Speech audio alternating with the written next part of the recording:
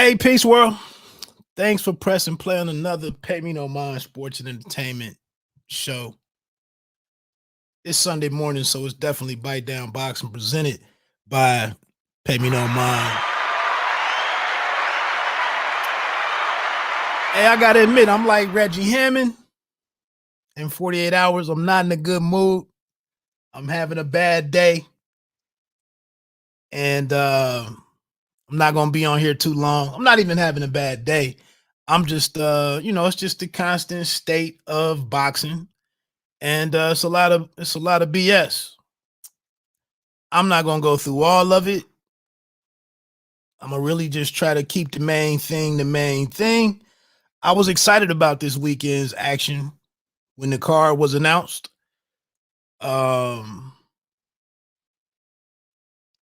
And then I'm looking at the Usman and Masvidal show, the highlights of it, and the reaction, the fans, the energy around it, the way that it's reported and covered, the UFC.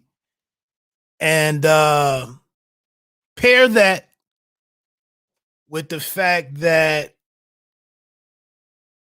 there's reports, mumblings and grumblings of the Terrence Crawford versus Manny Pacquiao fight, that it fell apart over some shit, the normal shit in boxing.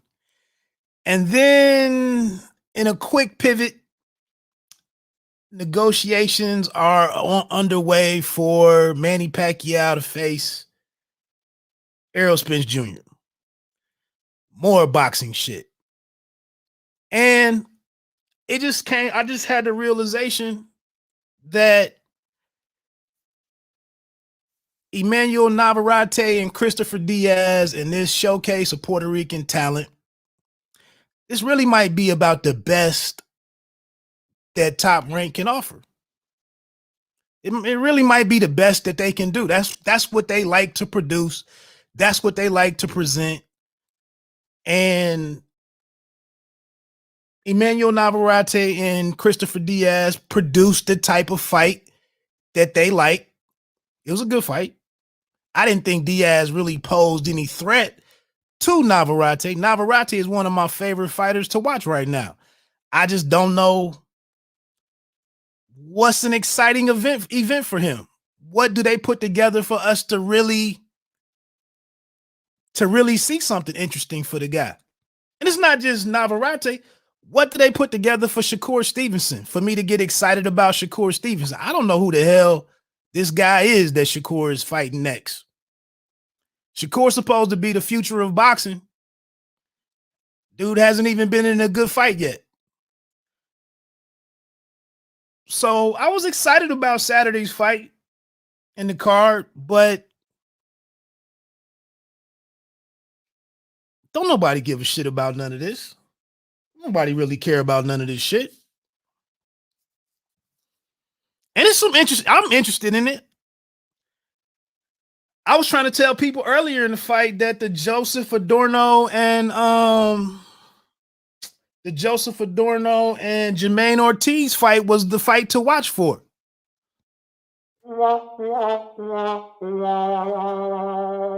Didn't nobody care about that shit. Good ass fight. I was in a bad mood, honestly, earlier in the week when the Stephen Shaw and Jermaine Franklin fight fell apart. That was supposed to be the main event on NBC Sports Network with the Ring City show. That was the highlight of the week for me. Jermaine Franklin contracted COVID, had to pull out. That's boxing. We get Jelena Marjanovic and Erica Cruz. Good fight. I like what Cruz did. Good fight. The rest of that stuff on that card, it was somewhat decent boxing. Daniel Bailey, cousin of Randall Bailey, was he had a good moment. I might touch on some of that very quickly. Other than that, the other thing that came out this week, I really don't give two shits about it either. Ryan Garcia. is no longer going to fight Javier Fortuna. And it's a mixture of be concerned, say the right stuff, respect his health, respect the kid, be politically correct, coddle him, kiss his ass. I've been saying this for a minute, like the childish shit that I'm seeing from Ryan Garcia, like he has to respect the game too. He has to respect the sport too. But nobody said shit when he was telling his 5, 6, 8, 9 million Instagram followers. Nobody was saying shit when he goes out and puts a target on his back, saying all of the stuff and talking about all the stuff that he's gonna do, and telling the world that a champion doesn't need to worry about him. The champion needs to go and get his career right and get his profile together and to become somebody. Nobody said anything to kind of check him or, you know, whisper in his ear. Nobody said anything to him. And then the kid goes out and makes up all of it and puts it out here in the world that he's getting ready to make all of these 2-2. What was that shit he was saying about Gervonta? Second round, 2 minutes into the second round or something. And people was sharing that shit, the clips of it, and commenting on that shit, endorsing that shit, embracing that shit. And then a couple of weeks later, I'm supposed to go on here and say some very mature and thoughtful, respectful, concerned PSA about this kid who has the world is his oyster. But now I'm supposed to, well, you know, it's tough for him. It's rough for a professional athlete. Man, this shit is weird, man. This shit is weird. I hope the kid is okay, to be honest. I mean, I'm not a fucking savage. I mean, I don't want the dude to fall off the face of the earth or to go to swallow a bunch of pills or go drive off a cliff in California. I don't wish none of that upon. But when you want to be serious about boxing, I'll tune back in. When you want to fight a normal schedule and you want to take the normal steps, you know, when you want to fight in a WBC eliminator and then you win that and then you go and fight the champion who you won the right to fight, when you want to go about things in a normal manner, I'm all in. But this new shit in boxing where you speak it, what's that shit? Speak it, see it, believe it, whatever that shit is that Wilder pumps. I'm not really in that crowd. You know, I don't mind saying some of the, you know, saying I want to fight the best in the division. I want to be a world champion. I'm not opposed or you know, I don't lose interest when I'm hearing some of those things said. But for everybody to treat Ryan Garcia like Chris Mannix, this kid is going to be the most important figure in boxing over the next 5 to 7 years. Based on what? First of all, he's not even in a division that really carries that type of cachet, in all honesty. But if you think boxing is going to thrive over his 8 million Instagram followers, if you think that's the cure for boxing, like, okay. Everybody has all of these weird cures and solutions to boxing versus just putting on good fights. That's like automobiles, trying to sell automobiles and focusing on all the Wi-Fi shit and the hands-free shit and and being able to, the shit is, it has the car has a Wi-Fi signal in it. That's like a car company being concerned about all that other shit versus the car being a good car or a stylish car or the performance of the car. That's like the automotive industry being in the business of Bluetooth shit, a bunch of Bluetooth shit. Just have some good fights.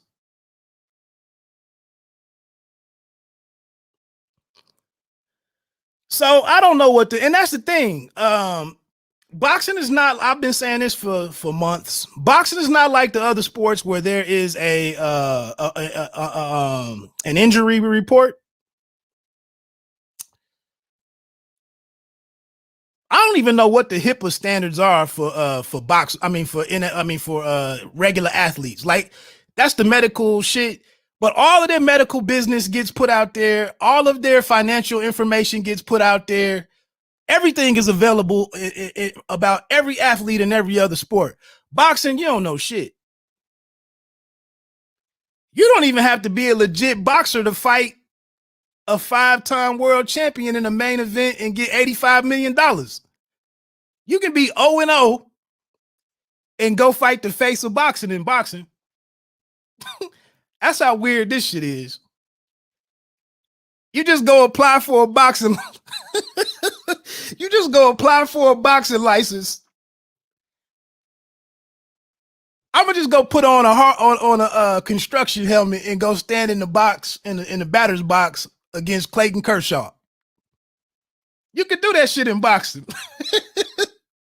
And some people will go buy that shit. 4 million people. 4 million people will go buy that shit. Man, this shit weird. I can't make this shit up. I can't make this shit up. So I'm not even really gonna sit here.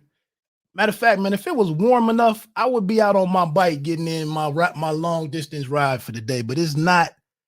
And my phone says 48 degrees, so I'm stuck in here talking about this boxing bullshit. Bite down boxer of the week. I'm gonna go with Emmanuel Navarrate. I thought that was a good fight. Dude is really interesting to me. I like the dude. I hope they could put him into some interesting fights. I know it's a couple divisions separating the guys, but I would love to see Emmanuel Navarrete against Inoue. I know Inoue is down at 118 right now, and Navarrete went up from 122, so they were close. I would love to see that fight.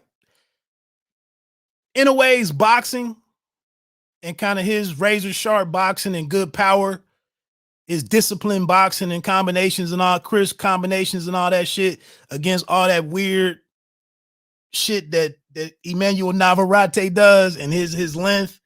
I think that would be an excellent fight. Just me thinking out loud. Another interesting thing was that, Emmanuel Navarrete came up to 126 and Shakur Stevenson moved on without defending his title. I thought that was a ball drop right there. I guess nobody really gave a shit about that. And now we got Shakur Stevenson out here fighting dudes who you've never seen before. Okay. That's how they doing things. But yeah, the fight, he would be my bite down boxing fighter of the weekend. That was a good fight. Let me run through these cards real quick. So much fun here. Like I said, going back to that Thursday night card, because I think I didn't really do a recap on that one. I'm not getting ready to do one right now. I just think for the people out there that pay attention to a lot of this shit, or the majority of this shit, if you watch Thursday night, I thought, again, me thinking out loud, Christian and Billy, the super middleweight that was on there, the French cat that trains, I believe he lives and trains in Canada. He moved to 18-0, stopping Antonio Gutierrez in what was it, 7 rounds, I believe. I would love to see him, Billy, against Edgar Berlanga. That was kind of another thing that I was watching this week. I think that would be a good fight. I also think Christian and Billy against Gabriel Rosado, maybe even fellow Canadian Lemieux, who's been on the sidelines for a long ass time. I think those might be some next steps for Billy before, he calls out guys like Benavidez and,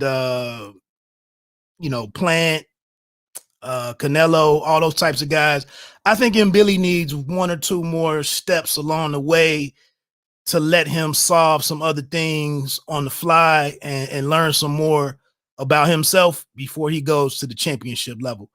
I said this, I think I did say this the other day, but I do think Berlanga might have gotten Gutierrez out of there in the first or second round based on the style matchup. If Gutierrez would have fought Berlanga the way that he fought Billy, I think Berlanga might have got him out of there. But I'd love to see Billy and Berlanga. Also on that card was this kid out of Los Angeles named Jalen Walker, featherweight. He got a draw against Angel Contreras or Angel Antonio Contreras, who was 11-4-1. Jalen Walker was only 8-0. And that's one of the dope things about Ring City is to get some of these up and coming guys up on these different platforms and get them on TV and let people see them. And I like what I saw in Walker. He left out of there with a draw, but I think it's just a matter of, it was a learning experience for him. Good matchmaking, I think. Great step up opponent for him. I like Walker's attitude, and I think it's a lot there to work with the kid. He just kind of, he gave away a fight that if he was a little more mature, he probably could have figured out a way to definitely to win that fight and not start attracting that criticism because your record has a blemish on it in the draw that he now has. But the kid, he took it on the chin and said the right things, and we'll see. Maybe he's brought back on to Ring City USA in the future. And Billy, by the way, was on the Twitch portion of the card. Again, I don't know who's paying attention to any of this shit, but Ring City has been splitting its cards up on Twitch and then a televised portion that comes on NBC Sports Network. Okay. Like I said earlier, the super featherweight Daniel Bailey, he's the cousin of I believe he was a former champion, Randall Bailey. I think Bailey might have won the IBF or something. But Bailey only needed 20-something, 25 seconds to take out Luis Alvarado, who was only 1-2 coming into the fight. Daniel Bailey was 3-0. I believe he trains with the BNB. What is that? The BNB Boxing Academy or whatever. Bomac and Crawford and Jamel Herring and Steve Nelson. I believe he trains with those guys at least here and there. The other action on that, the action that moved up to NBC Sports Network, I'm not going to run through all 3 of these. The Mamanov fight against Angel Ruiz fight was a pretty good fight, but Mamanov was dirty as hell. Ruiz is now cornered by Manny Robles. It was a pretty good fight. Welterweight matchup, Dana Barrio against Juan Pablo Ramiro was a pretty good fight. It seems like they were trying to talk Ramiro up and being a talent to watch for in the future. Barrio, I don't know if he fought the way he fought because he's been inactive or whatever, but that fight ended up being 8 rounds, and it was just the same shit over and over and over and over. And that's one of the ugly parts of boxing, when you got guys who really can't change it up and you just watch the same shit for the entire fight. And Barrio really wasn't letting his hands go, but in spots. And in the last 2 or 3 rounds, he really didn't do a whole lot. He had a good chin and could fight. You know, he could box and whatnot, but I don't know. He didn't try to win the fight. And then Marjanovic and Erica Cruz in the main event for the WBA World Featherweight title. This is probably gave us a future opponent for Amanda Serrano, who will probably be back headlining a future show for Ring City, USA. Marjanovic, man, she's 38 years old. I believe she's going to be 39 in June. She confirmed how she looked in the last fight that she was in on Ring City, USA a couple of months ago, when she kind of wheeled herself back into that fight and ended up getting a win. Cruz was a little she wasn't all that sharp herself, but she let her hands go a whole lot, and Marjanovic just cooperated and ran into a lot of shit.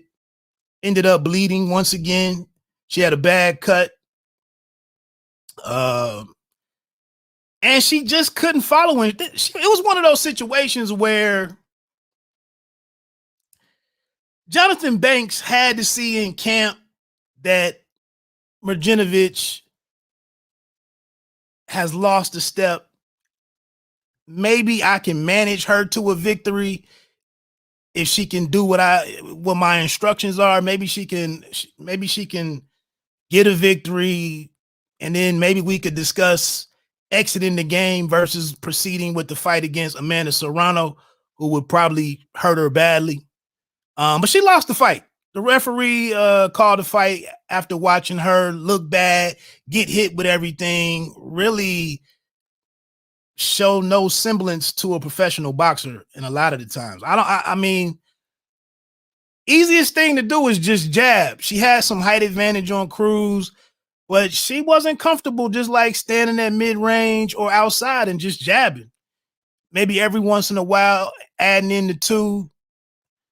She just got beat up for no apparent reason and couldn't save herself. And it was what it was. Let's get to so like I said, man, I was a little disappointed coming into last night's card because we all didn't get to see this matchup of undefeated United States heavyweights. So Emmanuel Navarrate and Christopher Diaz down in Kissimmee, Florida.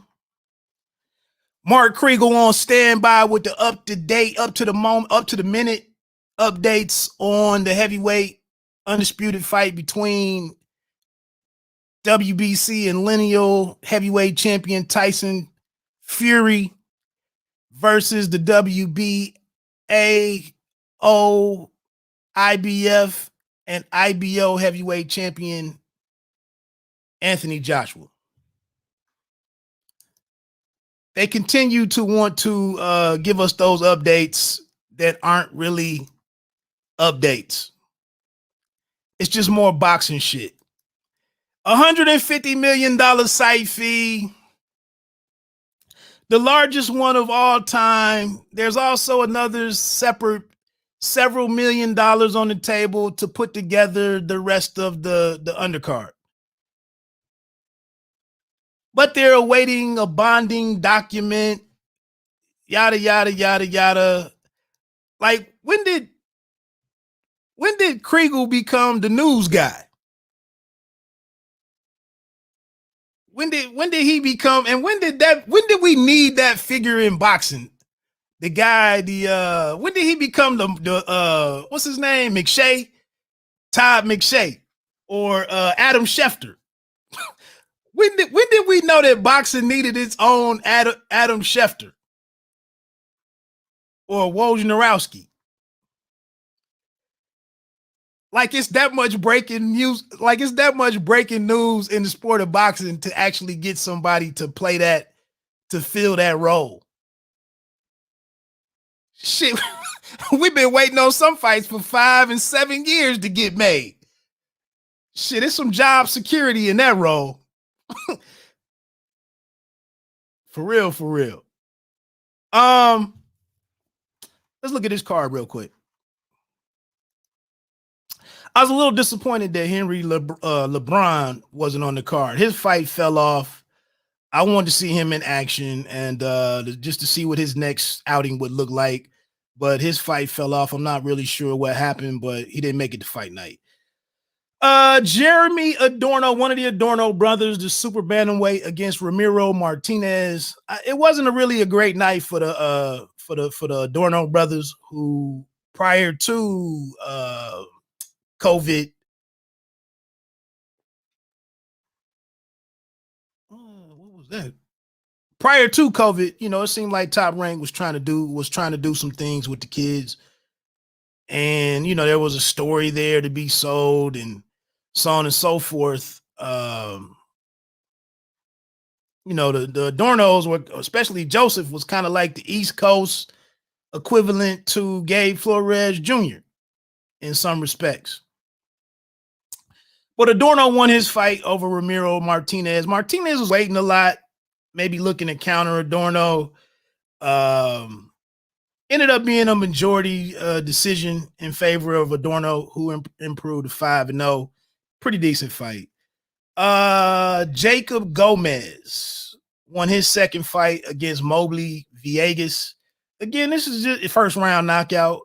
I think I saw Gomez a while back on another Top Rank show, so they brought him back, another Puerto Rican kid. What I did like about him is the way that he finished the fight. He didn't try to go the whole 4 rounds. I like that he bulled his way forward and beat up a guy and got him out of there in Mobley Villegas, who was 3-1 coming into the fight. So good instincts, good aggression from the kid. And if you're on here fighting for this TV time and to be included on these undercards on these live streams, ESPN Plus, the Zone showing its young kids, PBC showing its youngsters on FS1 and sometimes Fox, go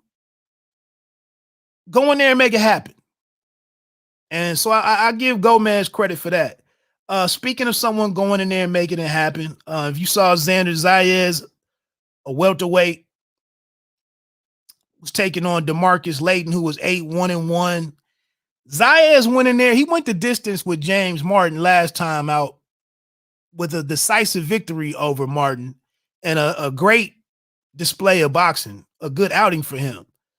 But maybe it was some criticism that he received of some kind for some reason in not getting Martin out of there, or, knocking Martin down, and maybe not forcing the issue enough. Again, with all of these spots to be filled on all of the boxing that's being streamed and broadcast and whatnot, you always going to do yourself a service, or, do yourself a favor by going out there and being eye-catching and distinguishing yourself from the others. And so Zayas forced the issue with DeMarcus Layton. Equally roughly a similar amount of experience, but Zayas really forced the issue and got him out of there. Couple of big left hooks, left uppercuts. Didn't get a kid much room to breathe. Didn't give him much time to recover. I was trying to find my damn notes on it. Oh, yeah, but it was 2 left hooks, a beautiful left hook to the body. I mean, just beautifully placed, which made, of course, that shot made Layton lower his hands, and then he came back up top with the left hook that knocked him off to Layton's left, and he went down to the ground, got back up, and the referee just didn't seem he wasn't liking what he was seeing, so he called the fight. It was only 50 seconds into that bout, and Zayas looked pretty good in going over and, playing up the moment. He's Puerto Rican. I guess Kissimmee, Florida is really South Florida. So it was a lot of people in the building to support Zayas. I like the kid. He took a couple of good shots too in trying to be in it. Again, mixing it up, forcing the action, trying to be exciting, trying to make a statement. showing that he wants to go to the net, take a step in however they match him next. He took a couple of shots, but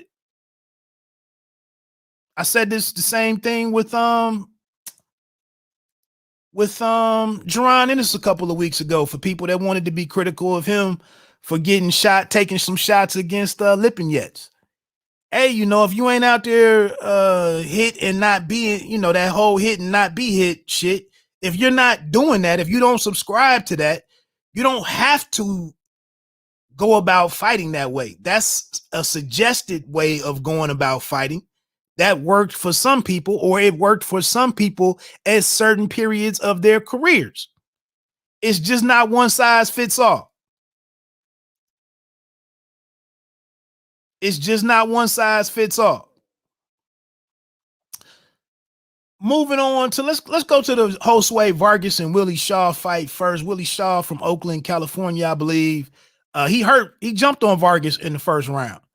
Coming into this one, this was a super lightweight fight. Vargas was 18-1 coming in. Willie Shaw was 13-2. The decision was a wide decision unanimously, 99-91, 99-91, and then 98-92.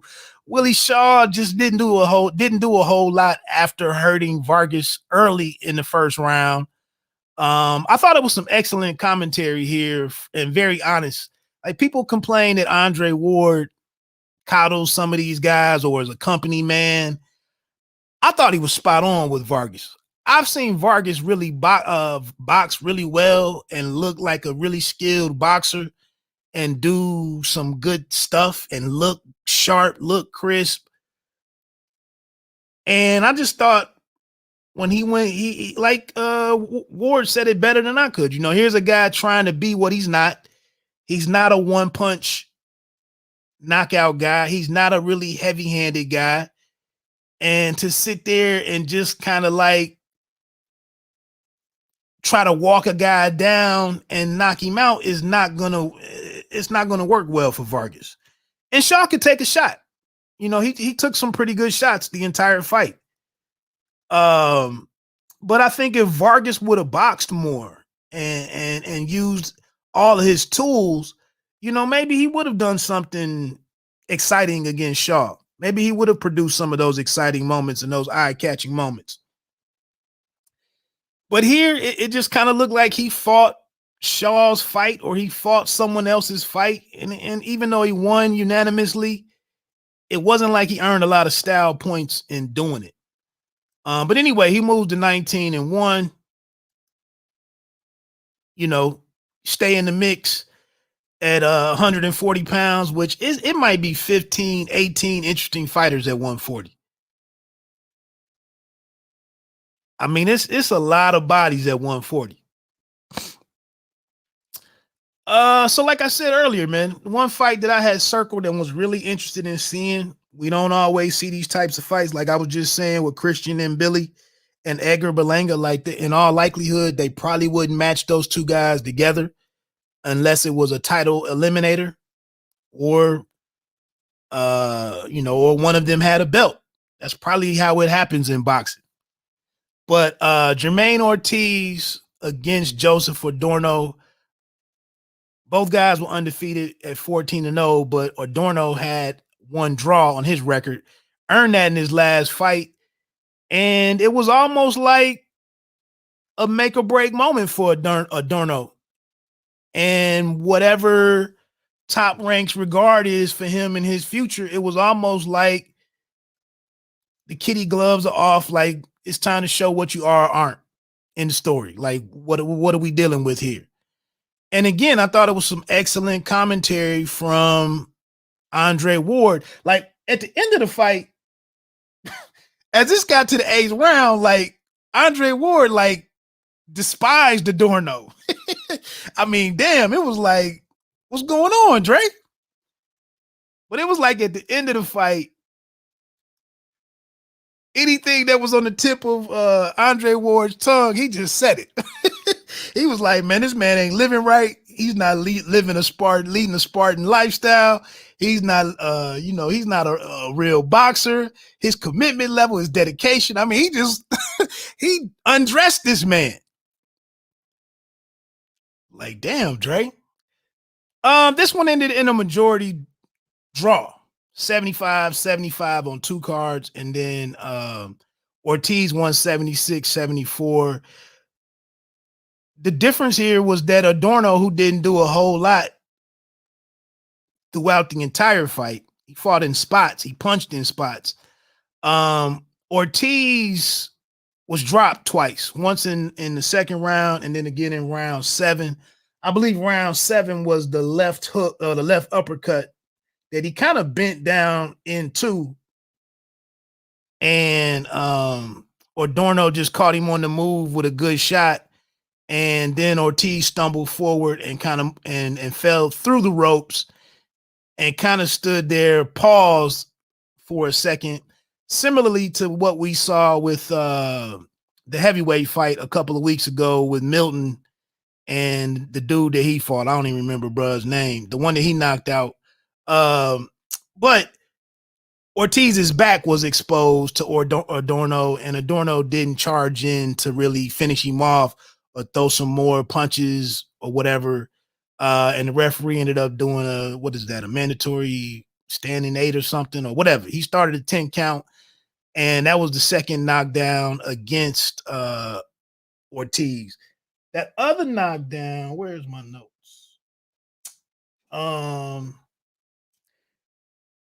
It was a check left hook that rocked Ortiz. His nose was bloodied. At the 1 minute and 103 mark, there was a knockdown. Oh, that was another thing. It was crazy that they showed that punch in slow motion a couple of times and from at least 2 different angles. And Andre Ward refused to call it what it was. It was a punch behind the head. I know some people aren't going to disagree with the great Andre Ward. I know he can do no wrong in the eyes of some. I get it. But the punch was, if it's behind the ear, that's the back of the head damn near. It was somewhat of a cuffing shot, but it was to the back of the head. I mean, it just was. And it happens. A lot of times, Jermaine Ortiz went to lunge in or went to crouch down, bend over and come forward and expose his head like that. And if a dude is throwing a hook, it's going to happen. It's a good chance of it happening. But it wasn't any malicious, intent or anything from Adorno, but it ended up being a shot behind the head. The referee saw it as a knockdown. It's not the end of the world to me. It happens. But when they show it on replay 2 or 3 times from different angles, and you still want to call it slightly behind the ear, I'm like, okay, well, what's the definition of slightly? And then Bernardo Osuna is like, I think it was behind the head. But he doesn't want to disagree again with the great Andre Ward, so they said it wasn't what it was. But it wasn't a clean illegal shot to me. But shout out to Ortiz, not the heavier-handed guy, forced the issue more times than not. From that check left hook early in round 2, his nose was busted for the rest of the fight from that point on. Round 3, Ortiz tried to come back. He was rallying a little bit. And this is when Adorno just stayed in the same damn gear. This is when it started becoming a problem for people watching it and for people, that had expectations for Adorno. It's like, what are you doing? What are you as a fighter? You're only 140 pounds and you're trying to throw a handful of punches per round. Like, how does that work? And so it was just a bunch of good moments in here, man, with Ortiz trying to make a fight. In round 4, he had that nice left hook where he pivoted and landed a real clean shot that Adorno took really well. That was a nice moment for Ortiz. All night, Ortiz was landing the left hook, uppercut. He hit that. Ward was spot on again in round 5 with that roll counter right hook. that was kind of the opposite of what he did in round 4. Slower action from both fighters in round 6. But again, my note was Adorno not really looking to mix it up and kind of just looking to load up, and stop this guy versus boxing. What I'd say, even in round 7 when Ortiz was knocked down for the second time, once he regrouped, the kid started marching. He started trying to walk Adorno down again, and had another big rally and was forcing the issue and making the fight, taking the fight to Adorno. And then round 8, Ortiz was flurrying again at the 145 mark. So, hey, but with the 2 knockdowns in there, it's hard to argue. But again, this kid Ortiz came into the fight. It's dope when they match up guys at this level. Like, you're not going to see, and I know Jaron Ennis and Virgil Ortiz are further down the road than these 2 guys.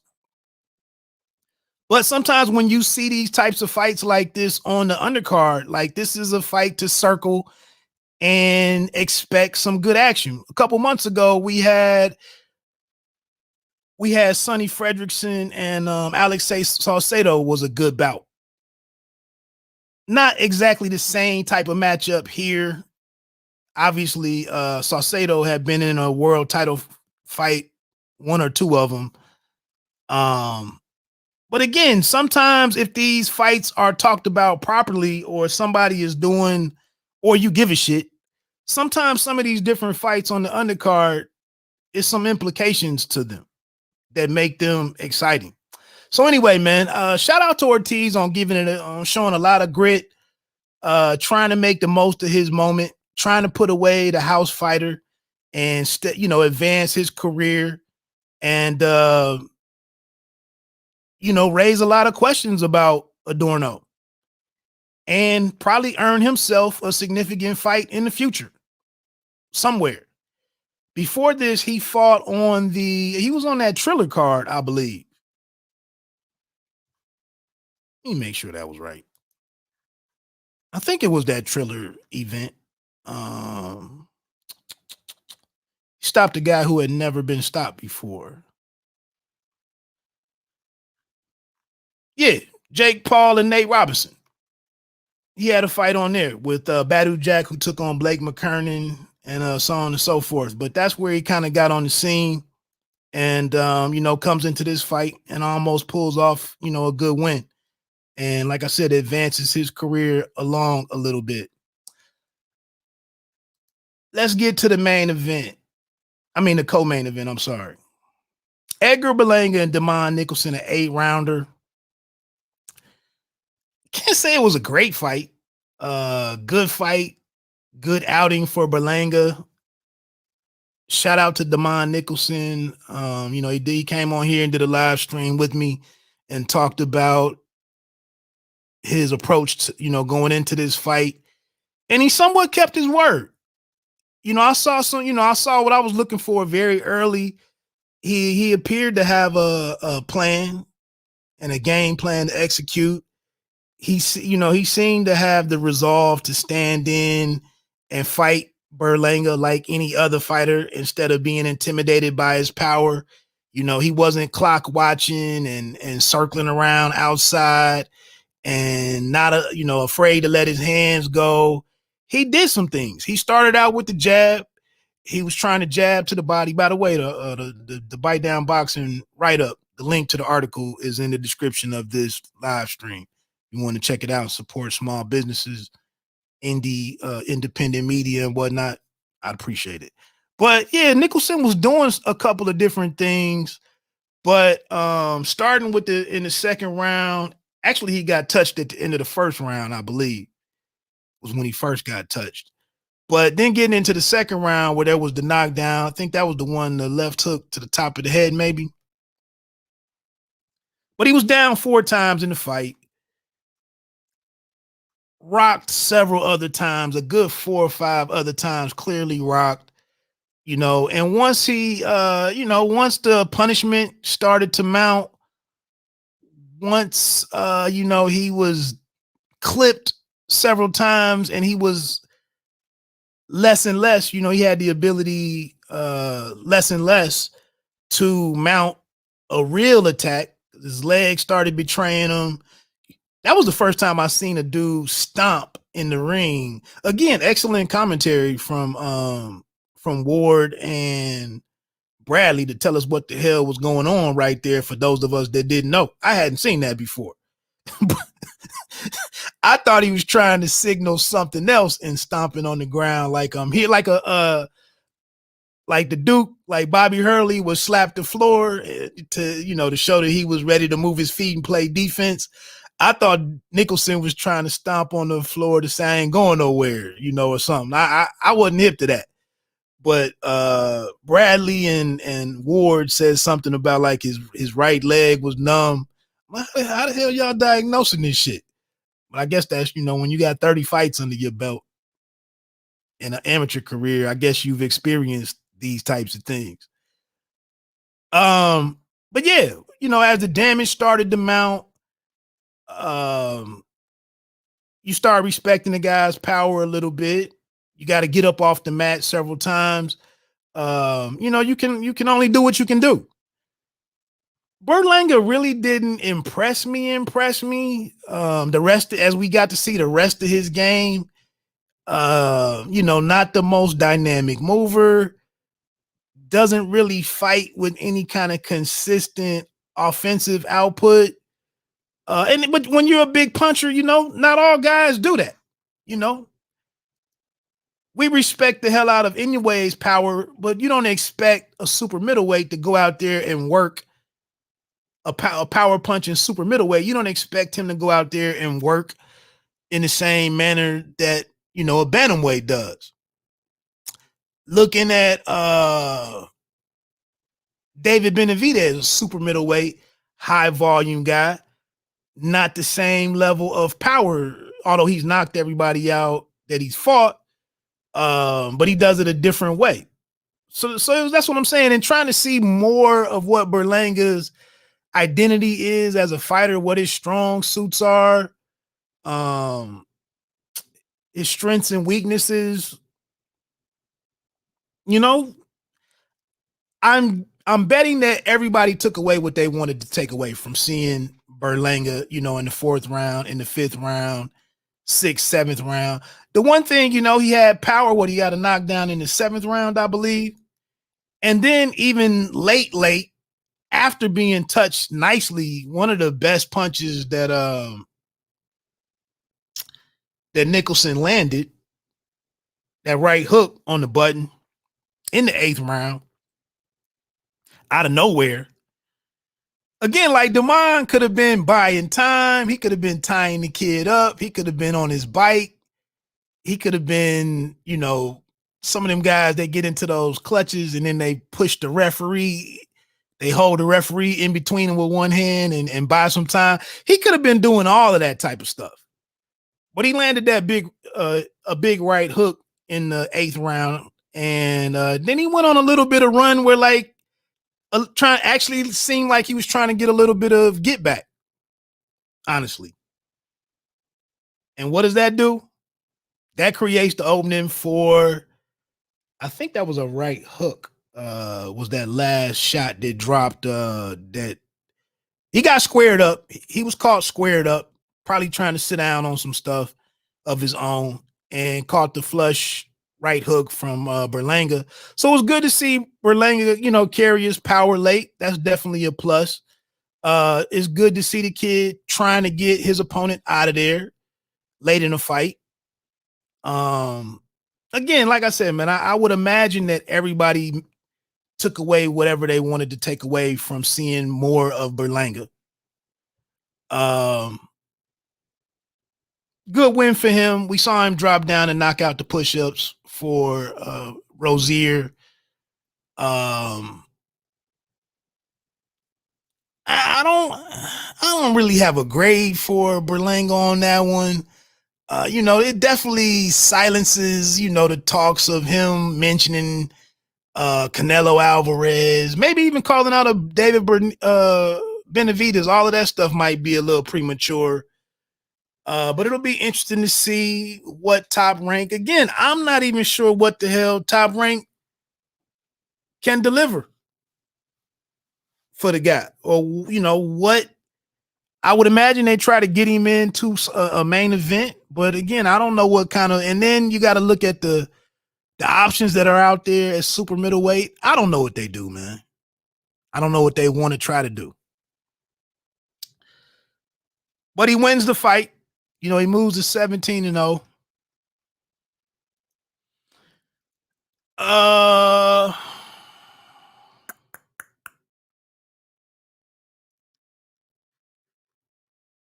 Yeah.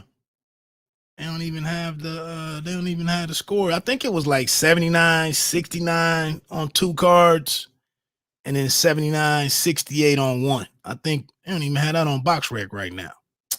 So they're moving into the main event with Navarrete and Diaz. Again, man, I never really had Diaz being a live threat in this fight. I didn't see Diaz as winning this fight. I just didn't.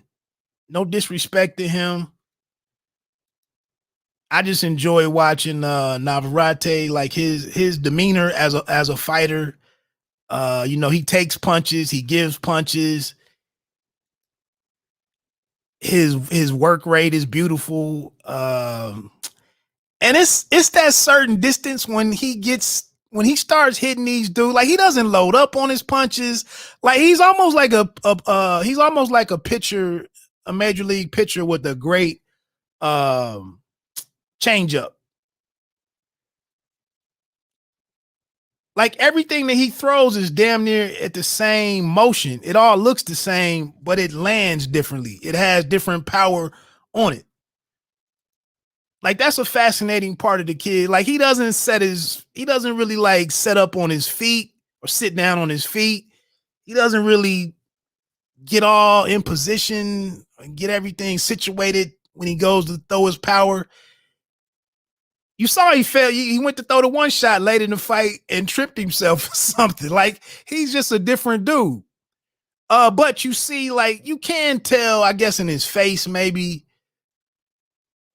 And then maybe he tightens up maybe his volume picks up on those sequences when there are the knockdowns, and maybe that's the difference. But it all looks kind of effortlessly, and he's just he's a fun fighter to watch. I just think they need to put him in there. They need to put him in some fights with some opponents that we really care about. Real talk, I don't know if putting him in there with Shakur Stevenson would have been a good thing for him or a good thing for Top Rank. Maybe, maybe not. But looking at the guys that are at 122 with all the talent that's there and the types of fighters that's at 122, it seems like a lot could be done with Emmanuel Navarrete. But shout out to Diaz though, man. I mean, he gets dropped a couple of times. Oh shit, 4 times. 4 times. I'm sorry. He could have packed it in. Let me see here. Where's my notes? So he was knocked down in the 4th. That was one of those moments where Navarrete just pours it on and turns it on abruptly and drops the guy. Things get a little interesting. Already being down 1, arguably not winning more than a round, probably at that point. But in round 7, the referee takes this point away from Diaz for the kidney shots that he'd been warned about. That was in round 7. That's making matters more grim for Diaz. There's a knockdown in round 8. In round 8, multiple combinations from and at that perfect distance by Navarrete. He gets the second knockdown with the left hook to the body. just breaking Diaz down. Then we get in, and then like I said, going into from the 8th round, 9th, 10th, 11th, 12th, like Diaz really could have, maybe even the corner could have said something. But in the 12th round, Diaz is up here trying to walk down and walk through Navarrate and get the job done. And it's like, damn, bro, this is some true courage right here. This is some true courage under fire right here. But the knockout comes at 249. Just, you poke the bear. Navarrete probably would have been cool just cruising to the finish line, but with you walking forward and mixing it up with the guy, you invited a lot of this, and the fight is called at the 2-minute and 49-second mark. I believe the corner guy, he was still trying to fight on. And I think the corner was up on the apron and whatnot, or maybe the referee just thought better of it, and the fight was brought to an end. It's a good action fight. Navarrete does what he does. He improves to 33-0. Retains his WBO featherweight title. I'm sorry, he improves to 33-1 with 28 knockouts. I like dude, man. He's good fun, and like I said at the top of this stream, I just feel like this is exactly what Top Rank is about at this point. Get in some of these Mexican fighters, these Puerto Rican fighters, probably not from America. They got different values, they make different business decisions. They don't have to speak a whole lot because this is not their first, English is not their first language. They fight whoever you put in front of them. The power of the US dollar in their home country is a lot different. Maybe they don't have the same type of spending habits and whatnot. Some of these guys, like I said, some of these guys want to fight a lot. They like being in the ring. They like being in the arena.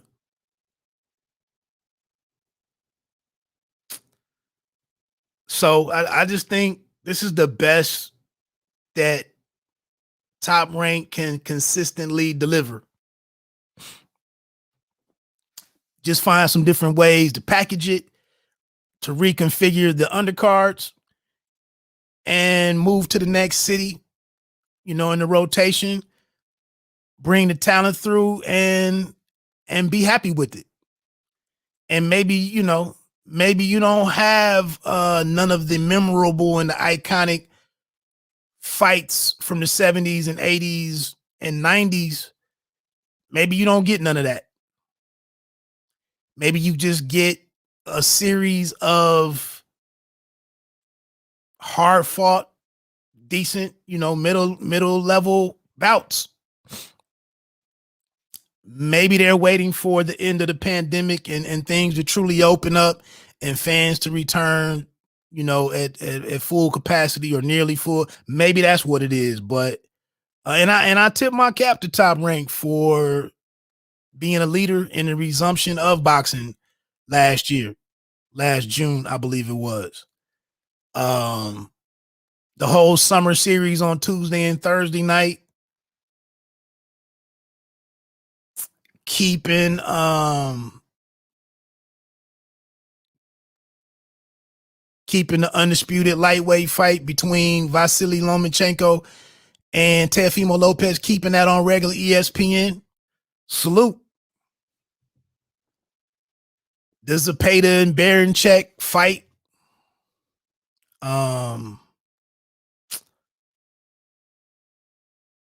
The Monster and the Maloney brother, Bud and Brooke. You know, I get it. But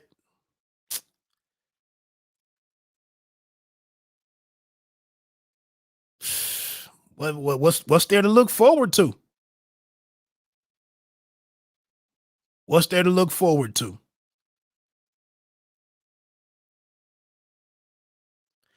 Well, maybe my energy pushed some people away. You get nobody show up today. Looks like my weather is better. It's over 50 degrees. I think I'm gonna get suited up and go get this ride in and do my Sunday.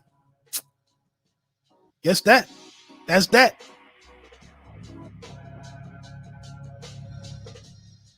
Hey, respect for anybody that, checks this out after the fact. Anybody that really that cares about the undercards and the the good fights that can be made and the ones that do become a good fight on fight night from excellent matchmaking and whatnot. And for somebody needing to make a statement in a division and accepting, some random fight. Like I said, shout out to Demond Nicholson, for getting up 4 times. So anyway, Bite Down Boxing. My name is R.L. Woodson, or just Wood. Please check me out on www.bitedownboxing.com. Keep an eye out for the Pay Me No Mind sports and entertainment coverage. Also, check out the It's Always Personal podcast that's available on Apple Podcasts, Google Podcasts, Spotify, and Anchor.fm. Let me get on out of here. You don't have to be great to start, but you have to start to be great. 1.